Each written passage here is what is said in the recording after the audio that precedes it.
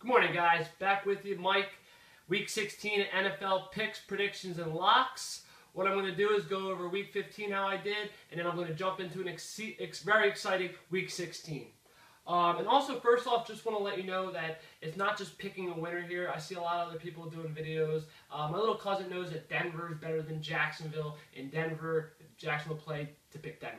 You know, anybody can pick a winner. If Week 15 was just picking winners, I would have won 15-1. It's not about that. It's for the people betting over in Las Vegas, overseas, betting with a friend, or betting with somebody else. So, as that said, not knocking anyone, let's jump into how I did in Week 15. Thursday Night Football. Arizona at the Rams. Arizona won 12-6, and Arizona was plus 4.5. That was a winner. Chiefs versus Oakland. Chiefs won 31-13, and that was a winner. Ravens versus Jacksonville. They won the game 20-12, but they did not cover. They were a 13.5 favorite. Pittsburgh at Atlanta. Pittsburgh won the game 27-20. They were minus 2.5. That was a winner. Indy versus Houston. Indy won 17-10. They were minus 6.5, so that was a winner. Cincinnati, I took at a pick. They won 30-0, and that was also a lock. Patriots versus Dolphins. Patriots were minus 7.5. They won 41-13. That was a winner. Carolina versus Tampa Bay. Carolina won the game 19-17. I had it at 3.5. It wound up going down, but I got it at 3.5. Derek Anderson did wind up playing quarterback, so that was a loss. Giants versus Redskins. Giants were minus 6.5. The Giants won the game 24-13. Now the game I'm getting ripped on for. Packers minus 5. Bills versus Packers. I did say the Bills defense was incredible.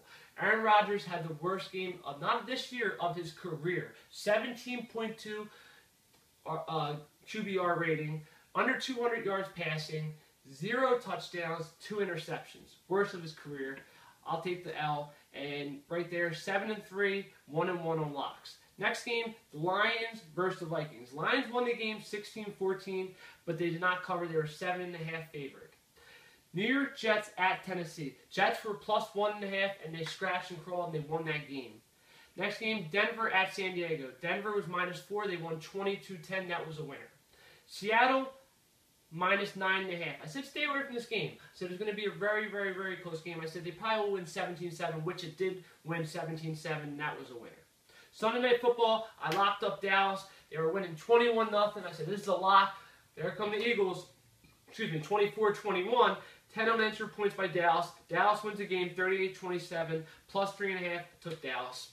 That was a winner. Then last but not least, Monday Night Football, Saints versus at Chicago. Saints beat a bad Chicago 31-15 and went a record of 12-4 and 2-1 in locks. Since I went 2-1 in locks, I'm going to give an extra lock or two this week and lock up Sunday Night Football and Monday Night Football. So let's get into an exciting Week 16. What a boring game, Tennessee at Jacksonville. Probably 2 backup quarterbacks playing. Jake Locker's on the IR with 6 injuries in 3 years, and Blake Bortles, it seems not to play. I'm taking Jacksonville minus the 3 points. There's 2 Saturday games, 1 at 4 and 1 at 8. The 4 o'clock game is Philly at Washington. RG3 is starting for the Washington Redskins. Even though still, Philly's the better team, they need the game. I'm taking Philly minus the 7.5. San Diego at San Fran. San Fran is minus 2.5. It's kind of a weird game. When you see a spread like that, you go, oh, San Diego's a lock. No. San Fran was a 9.5 favorite against Oakland, lost, didn't cover. Then they were a 9.5 underdog, they lost. I think they come out and they play. A lot of guys are out. Ryan Matthews is probable.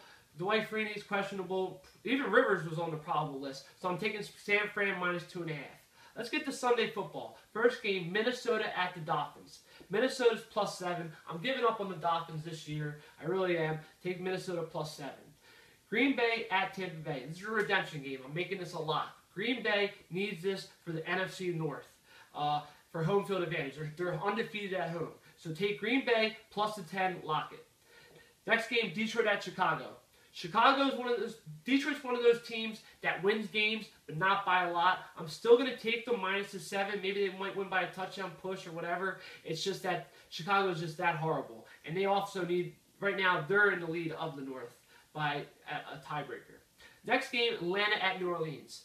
NFC South showdown. This is where it is, right here. Julio Jones, probable. I don't care if he plays or not. Drew Brees and New Orleans are going to take them down. I'm locking it down with New Orleans -6 as a lock to win the NFC South. Next game is New England at the Jets. Like I said, Jets are still scratching and crawling, but I'm taking New England -10. I don't bet against Brady. Next game, Kansas City at Pitt. If it was Pitt at Kansas City, it'd be a different story, but it's Kansas City, Pittsburgh -3. If Pittsburgh's defense can stop the run with Jamal Charles and the dump passes and commit to making Alex Smith throw the ball, and they can actually win. With the offense so powerful of all Pro Bowlers, Antonio Brown, Big Ben, running back Bell, and Pouncey in the center. Now, next game is Cleveland. So I'm taking Pittsburgh -3, obviously, in that game. Next game is Cleveland at Carolina. Whether Derek Anderson plays or Cam Newton, I believe, will play. I'm taking Carolina -4. Baltimore at Houston. That spread just keeps going up by the day. Right now it's at 5.5. Baltimore at Houston. Houston has no quarterback. Also, Baltimore is in the wild card. I'm taking Baltimore -5.5.